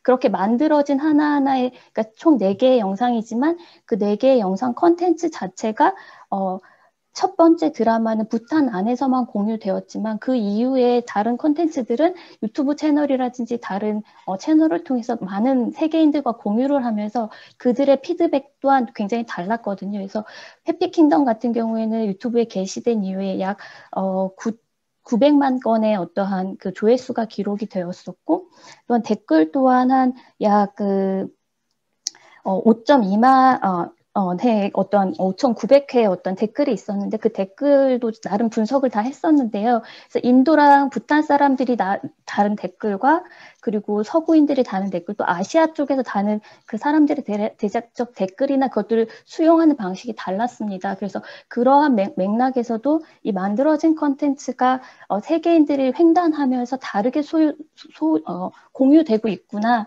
이런 맥락에서도 횡단적 문화소통이라는 용어를 조금 사용했는데요. 근데 말씀해 주신 것처럼 그러한 용어들에 대해서 조금 더 정치한 혹은 또 이론적 베이스는 조금 더 보강을 해야 될 거라는 생각을 합니다. 네, 그리고 선생님께서 이제 말씀하셨던 마지막 세 번째 질문에서의 어떤 그 계몽이라는 표현 자체에 대해서의 언급도 주셨는데요. 사실은 그러한 측면에서 베룬슈토프도 스스로 이 과정을 통해서 성찰적으로 그런 것들을 이렇게 변화시켜 나갔다라는 측면을 사실은 네 편의 영상을 통해서 저는 말씀드리고 싶었던 측면이 있었다는 걸 말씀드립니다. 네, 사실 저도 이제 저희가 글로컬 문화 학부 안에서 제가 학생들이랑 같이 공부하다 보니까 서로 다른 지역이나 문화를 바라보는 것들이 생각보다 되게 그 상징화되고 이미지화된 걸로 반복돼서 소요되고 있다는 생각을 많이 했습니다. 특히나 이런 공영 방송에서 나오는 어떤 영상들은 훨씬 더 그런 경향성을 많이 띠고 있음을 보고 이제 그런 부분에 대해서 이런 측면의 어떤 연구나 어떤 고민들이 필요하다는 생각에서 이걸 준비하게 됐습니다. 네, 저의 답변 여기까지 하겠습니다. 감사합니다. 네, 말씀 잘 들었습니다. 감사합니다. 네, 이어서 백진주하고 박주초 선생님의 답변 들어보도록 하겠습니다. 네, 안녕하세요. 이우원 선생님 질문 우선 감사합니다. 이 논문의 동기는 무용 공연에서 상용화가 될 것 같이 예상되고 있는 안무 도구로서 인공지능 비욘드 블랙을 토대로 인문 콘텐츠 관점으로 분석을 하게 되었습니다. 이 장에서 창의성 부분에 대해 용어 정리를 위한 것으로 보여진다고 하셨는데, 이제 안무라는 것이 기존의 체득된 교육과 즉흥적인 것, 그리고 무의식 속에서 상징을 가지고 몸을 매개로서 표현을 하게 되는데요. 이 창의성이라는 것이 두 가지 시점으로 이야기할 수 있었습니다. 과학적인 것과 예술적인 창의성, 그리고 인공지능의 창의성에 대해서 이야기를 하고 싶었습니다. 이제 기존에 나와 있는 인공지능은 개인의 당이라는 창의성으로 이야기를 하자면, 현재 마디를 만든 소프트웨어 개는 집단적 창의성으로 해서 두 개의 인공지능을 서로 이야기를 하고 두 명이 같이 이렇게 발전하는 형식으로 겐이라는 집단적 창의성에 대해서 논점을 이야기를 하고 싶어서 이렇게 창의성에 대한 용어를 위주로 이렇게 논의하게 되었습니다. 그리고 다음 추가 질문에서 인공지능 활용한 공연에 대해 이야기를 해주셨는데요. 이제 웨인 맥그리버랑 구글 아트랩이 만든 리빙 아카이브라는 것이 비욘드 블랙 마디를 활용한 공연과 유사하게 이렇게 상용하게 되었고, 80년대 트래커라는 이제 머스 커닝맨이 만든 것도 이 유사한 비슷하게 인공지능을 안무 도구로서 활용한 사례가 이렇게 진행이 되고 있었습니다. 다음 박주초 선생님이 나머지 질문 해주시죠. 네, 이어서 말씀을 드리겠습니다. 좋은 말씀 주셨고, 또 토론자님께서 추천해 주신 책들 중에 그렇지 않아도 읽어보려고 했던 책들과 자료들이 있어서 한 번 더 깊게 읽어봐야겠다는 생각이 들어서 너무 감사했습니다. 먼저 좀 말씀을 드리면 목소리 잘 들리시죠? 예, 예술과 기술의 만남에 있어서 말씀을 하실 때 저희가 이제 예술과 기술이 만나온 것들에 대한 그런 역사적인 사조를 다루기보다는 우리가 일반적으로 많이 사용되고 있는 최근에 언론이든 어딘지 많이 나오는 하나의 어구로서, 의미로서의 예술과 기술의 만남이라는 어구가 갖고 있는 함의를 좀 먼저 따져봤으면 좋겠다는 생각이 들었었고요. 그래서 사조보다는 그 함의를 통해서 이제 나온 저희가 이제 본문에서도 보셨겠지만 두 가지. 그래서 토론자님께서 말씀 주셨던 저희가 이제 예술과 기술은 과거에 하나였다가 분화됐다가 지금 다시 융합되고 있는 것들이 마치 재회와 같다라고 저희는 표현을 했는데, 토론자님께서 말씀해 주신 거를 좀 참고를 하면 필연적 재회라고 할 수 있지 않을까라는 생각이 좀 들었고요. 그보다 저희가 좀 더 초점을 맞춘 부분은 뭐냐면, 결국에는 그 제외하게 된 혹은 필연적으로 만나게 된 동기가 무엇인가 했을 때 그 동기가 곧 인간의 창의성에서 온다. 하지만 그 인간의 창의성이라는 부분을 오늘날 인공지능이 대체하고 있다는 그 관점에서 저희가 좀 이야기를 나아가 보고자 했습니다. 그리고 이제 이어서 이제 아까 5장 부분의 매개 부분을 좀 말씀을 주셨었는데요. 저희가 이제 그 부분에 대해서 좀 고민을 많이 했는데 뒤에 이어서 이제 영매개라는 관점을 저희가 제시를 했던 부분 같은 경우에는 본문에서도 나와 있는 것처럼 기존에 이제 매개 저희가 이제 보통 매개를 할 때 그걸 매개를 바라보는 인간이 매개와 매개 사이를 인식을 한다는 생각을 했습니다. 그런데 인식하는 인간이 하나의 매개로서 그 안에서 표현되면서 다시 좀 더 나아가서 얘기하면 그러니까 본문에서는 영매개를 더 다루면 저희가 이제 논의의 핵심이 또 다른 쪽으로 가져가 버릴 것 같다라는 좀 한계가 있어서 어느 정도에서 멈추기는 했는데요. 그 부분에 대해서는 이제 매개와 매개의 과정을 바라보는 인간이 매개 과정 속에 포함된 하나의 매개이면서 동시에 존재한다. 그래서 이 상황이 매체로, 그러니까 매개인 인간의 역전된 상황이다라는 표현으로서의 영매개를 이제 본문에 다뤘고요. 다만 이제 상호 미디어에 대한 부분을 얘기를 하셨었는데, 그러니까 사실은 그 부분에 좀 고민이 좀 있습니다. 더 다루지 못했던 부분들은 더 다뤘을 때의 좀 한계점과 부족한 부분들이 있어서, 예를 들면은, 인공지능 같은 경우를 인공지능이 만들어낸 것들을 인공지능을 매개라고 할 수 있고, 매체라고 할 수 있을까에 대한 문제가 있는 거죠. 예를 들면, 인공지능을 매체라고 했을 때 실제로는 인공지능이 무언가 발현을 할 때는 대체될 수 있는 뭐 디스플레이든지 어떤 표현 수단이 필요하다는 얘기입니다. 그럼 그렇게 봤을 때 이거를 하나의 매체로 보기도 또 한계가 있고, 다만 근데 그 상호작용성에 있어서는 또 매개로서 역할을 하고 그런 좀 복잡한 부분이 있어서 그 영매개한 부분은 저희가 이 부분에서 조금 더 깊게 추가 연구를 가져갈지 아니면 영매개 부분을 또 따로 연구 과제로 좀 가져가야 될지 고민은 좀 있습니다. 그래서 그 부분은 주신 의견대로 조금 더 미디어 관점에서 이야기를 좀 준비를 해보도록 하겠습니다. 좀 저희가 이 복잡한 내용을 준비를 했는데 잘 토론문을 준비해 주셔서 감사합니다. 네, 두 분의 말씀 잘 들었습니다. 감사합니다. 이어서 마지막 발표자이신 이수진 선생님의 답변 들어보도록 하겠습니다. 네, 되게 졸고였는데 열심히 읽어주시고 주옥 같은 토론문을 써주신 최부경 선생님께 너무 감사드립니다. 여러모로 부족한 아직까지는 서툰 연구라고 할 수 있습니다. 그러니까 이거는 뭐 어떻게 내가 해보니까 이런 의견을 내가 이렇게 주장을 하게 됐다라고 할 수 있을 만한 정도로 완성된 논문은 아닙니다. 제가 작년에 처음으로 이제 커뮤니티형 문화자원이라는 것들이 뭘까, 그런 것들이 정말 우리가 지금 여러 가지 지역에서 문화도시를 비롯해서 도시재생 사업, 여러 가지 국가적인 사업들이 진행되고 있는데, 그리고 또 문화예술가들이 지역과 좀 더 밀접하게 접촉을 해서 뭔가를 할 수 있도록 이렇게 종용하고 있는 그런 사회적인 분위기에서 정말 이런 것들이 제대로 될 수 있는 이렇게 프로젝트 또는 그 실행 과정이 뭐가 될 수 있을까를 상당히 고민하다가 도전을 한 거고, 어느 정도 생각을 진행을 하면서 여러 가지로 생각이 많아진 어떤 그 프로젝트였기 때문에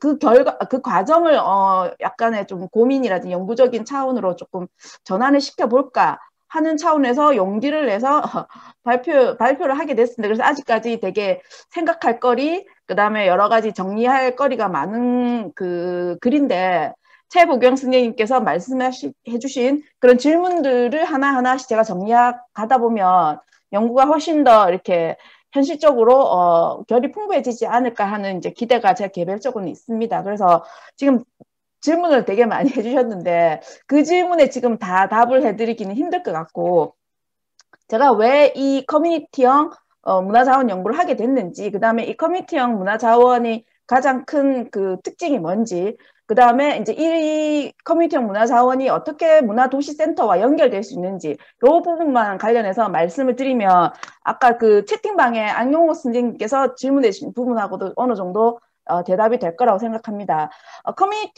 커뮤니티 문화자원이 아니라 커뮤니티형이라고 제가 붙인 이유는 그 주체, 그러니까 커뮤니티라는 조직체를 연구하는 것이 아니라 그 주체들의 활동들이 계속 움직이면서 어느 상황이 되면 이게 특정한 기간 동안 어떤 형태의 성격을 띠는 커뮤니티라는 조직체가 되고 또 그것들이 지속되기도 하지만 없어지기도 하죠. 그것들이 없어지면 또 새로운 커뮤니티가 생기기도 하고 어쨌든 이건 뭐냐면 그 지역에 살고 있는 사람들의 삶을 장소와 사람들을 끊임없이 접촉하면서 움직이면서 벌어지는 일들, 그 그림들을 어떤 꼴로 묶었을 때 이게 이제 커뮤니티가 된다라는 거죠. 그렇기 때문에 이 커뮤니티라는 거는 구체적인 사람들의 활동이기도 하면서 그 다음에 추상적으로는 모든 사람의 어떤 활동을 좀 네트워크를 확장시켜 나가면 모든 사람들의 활동을 조금 더 엮어보는 이제 그런 취지로 이 연구를 시작했다고 보시면 됩니다. 그렇게 해서 지금 현재로는 커뮤니티로 활동을 하고 있죠. 예를 들면 봉산마을이라든지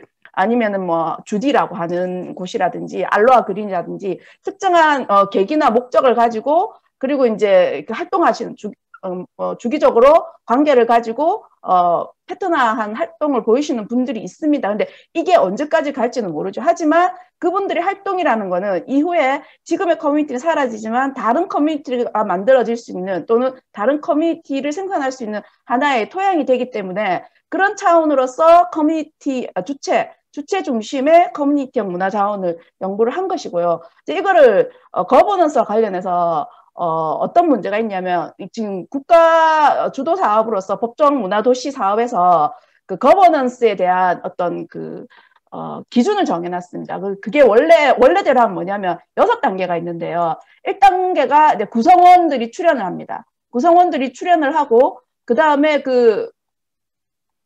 잠시만요. 아이고.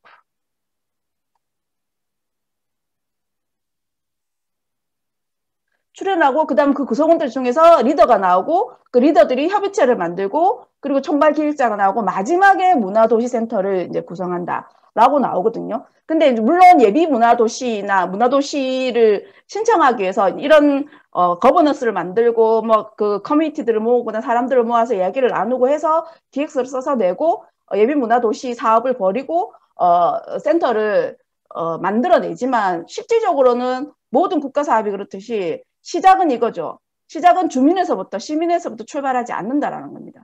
결국엔 표방하는 거는 시민들이나 주민들이 잘 살 수 있는 그런 공간이나 그런 사회를 만들자라는 건데 출발점은 절대 주민이나 시민에서 출발하지 않는다라는 거죠. 이제 그런 문제를 인지한 단체들에서 그런 사업을 해야 되겠다는 필요성을 느끼는 단체들에서부터 이 문제가 시작하기 때문에 이 사업은 기본적으로 구조적으로 그런 모순을 가지고 있다라는 겁니다. 가장 간단하게 내가 즐거워지기 위해서 뭔가를 해서 다른 사람들을 만나고 뭔가를 만들어내고 그렇게 하다 보니까 일이 커져서 무다도시까지 만들어지는 이런 상황이 되어야 되는데 그게 아니라 뭘 해야 된다는 미션을 두고 사람을 찾는 거죠. 어떻게 할 것인가?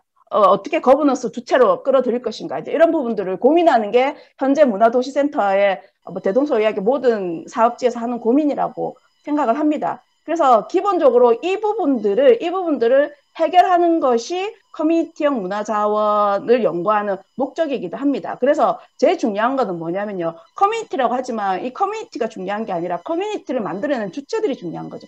이 주체들은 확장을 시키면 그 영도 시민이 다 될 수도 있고 그다음에 부산 시민이 될 수도 그 너머도 될 수가 있는 거죠. 그 확장 가능성 얼마든지 있습니다. 구조상은 그렇다라는 거죠. 네, 그러면 선생님, 네네네. 제가 잘라서 죄송합니다. 지금 너무 길었나요? 진행해야 돼서 시간 관계상 여기 좀 정리를 해주시면 감사하겠습니다. 네. 그래서 그런 부분들을 해결하기 위해서 그렇게 만들었고 어쨌든 그 사람들이 자신들의 활동들을 의지를 가지고 그다음 노하우를 가지고 뭔가를 하고 있는 사람들 그 사람들의 활동들을 모아서 문화도시에서 뭘 했으면 좋겠는지가 나와서 그거를 주축으로 사람들이 활동을 하게 되면 자연적으로 문화도시가 그 도시 안에서 살고 있는 사람들의 문화적인 활동을 생산적으로 만들어주는 어떤 판을 깔아주는 상황이 아닐까라고 해서 이제 그 부분들을 했는데 일단 너무 질문이 이제 말아서 제가 너무 추상적으로 말씀드렸는데 어쨌든 제대로 답변이 됐는지 모르겠고 금방 그 스님께서 해주신 질문들은 제가 조금 더 고민하고 정리를 해서 논문을 완성하는데 엄청나게 좋은 영양분으로 삼도록 하겠습니다. 네네, 여기서 마칠게요. 이수진 선생님 말씀 잘 들었습니다. 네, 많은 시간을 드리지 못해서 죄송합니다. 네, 네, 마지막으로 우리 종합토론에 참여해주신 모든 분들 감사드리고요. 네, 종합토론 여기까지 마치겠습니다. 감사합니다. 네, 수고하셨습니다.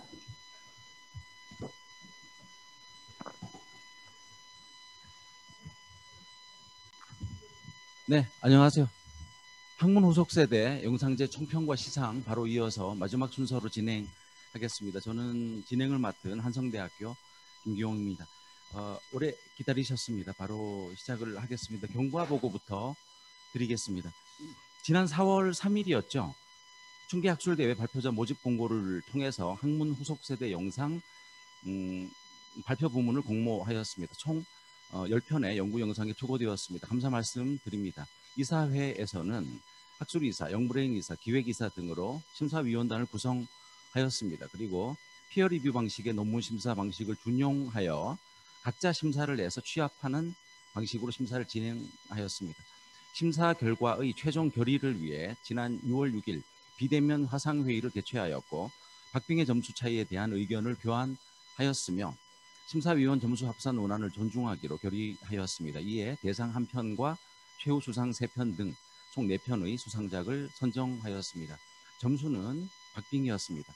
특히 완성된 논문을 심도 있게 읽고 평가하는 것이 아니라 동영상 포스트 발표의 성격이라 할 수 있는 연구 제한 콘텐츠에 대한 심사이기 때문에 연구 자체의 깊이라든가 완성도는 알 수가 없었고 가시적으로 확인할 수 있는 연구 방법론의 구체성이라든가 사례조사 내용의 충실성 이런 것들이 중요했습니다. 또 프레젠테이션 화면과 서술 전략과 같은 영상 요소도 그걸 따로 평가를 하지는 않았으나 어느 정도 영향을 미쳤을 것으로 생각이 됩니다. 언택트 시대의 새로운 풍경이구나. 점점 할 게 많아지고 만만치 않구나 이런 생각도 좀 했습니다. 신경 쓰셔서 연구 제안 발표 영상 만드신 선생님들 계십니다. 노고를 높이 평가하고 감사 말씀 드립니다. 시대를 관통하는 젊은 학자들의 통찰과 관심을 담아내는 다양한 주제와 소재들이 제시되었습니다.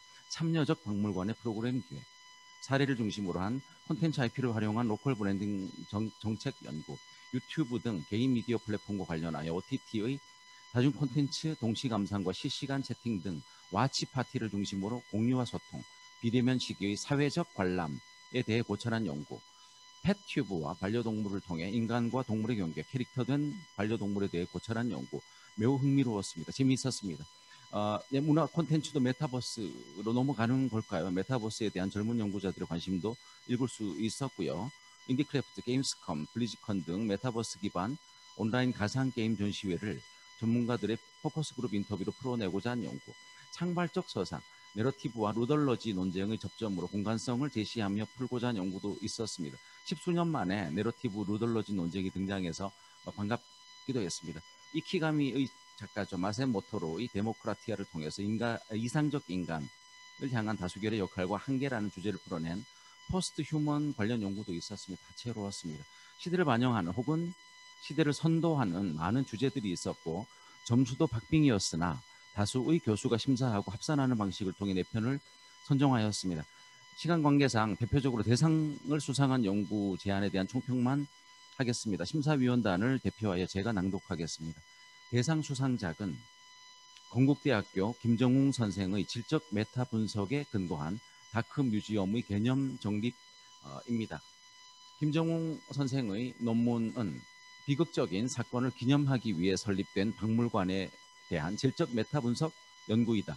사회적 수행 역할이 강조되는 현대의 비극적 사건 소재 기념관에 대한 연구와 실천의 중요성을 강조한 문제의식을 문제제기를 통해 드러내어 주의를 공공성의 견지에서 성공적으로 환기하였고 단계별 질적 분석의 체계를 나름대로 수립하여 박물관으로서의 특징적 요소와 박물관의 소재적 요소 도출을 위한 연구로 개념을 분리해내는 등 연구 방법의 우수성이 인정된다.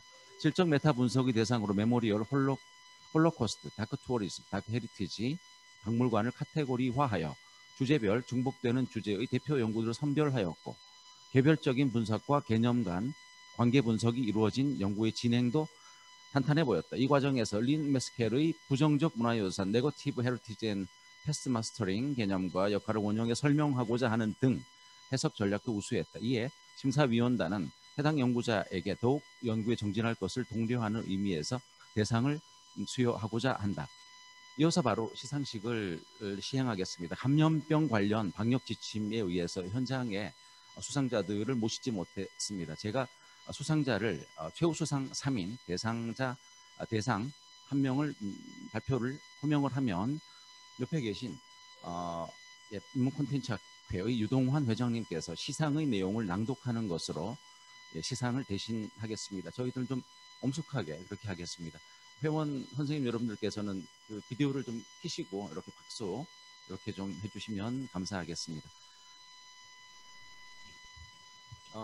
네, 저는 저기 그 최우수상부터 이렇게 할까요?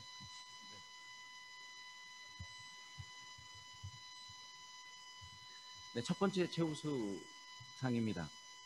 첫 번째 최우수상은요. 고려대학교 조언위 선생의 국립발레단 해적 연구입니다. 네, 기획이사님께서 말씀하신 것처럼 현장에서 얼굴을 보면서 상장을 수여하고 같이 세레머니를 하는 것이 가장 좋은 상황입니다만 이렇게 전달하게 돼서 아쉽습니다. 다음에는 꼭 현장에서 뵙는 걸 우리가 같이 기도하면서 상장 읽도록 하겠습니다. 학문 후속 세대 발표 최우수상 고려대학교 조원임.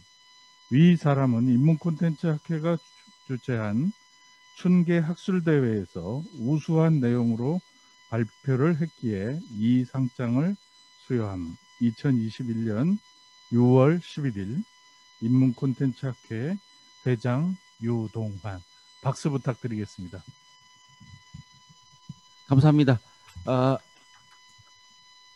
다음 수상자는요. 상명대학교 성종현 선생의 콘텐츠 IP를 활용한 로컬 브랜딩 정책에 관한 연구입니다.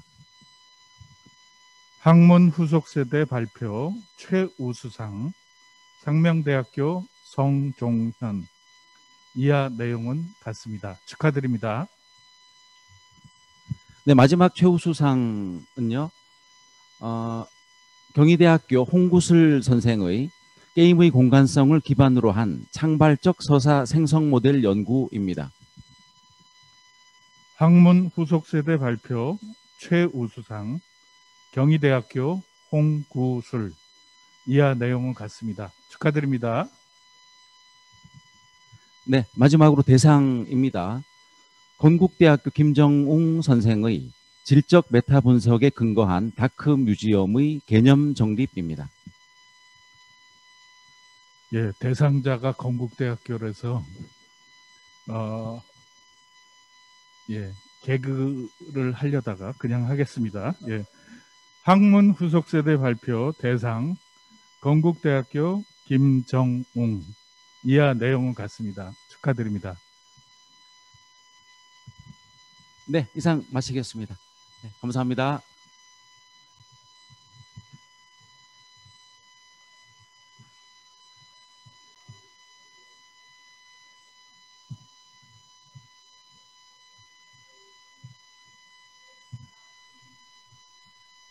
수고하셨습니다.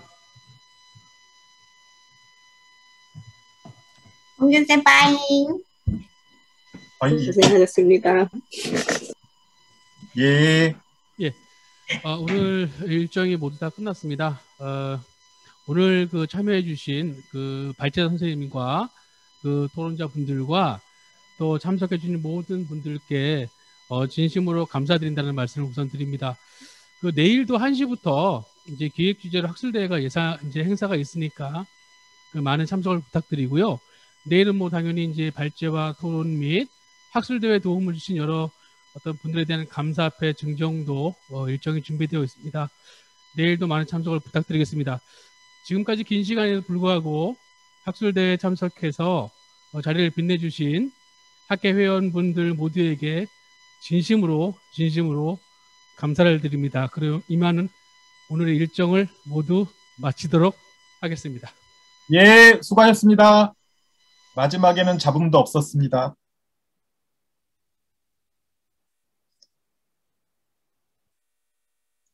나가도 되나요? 뿅.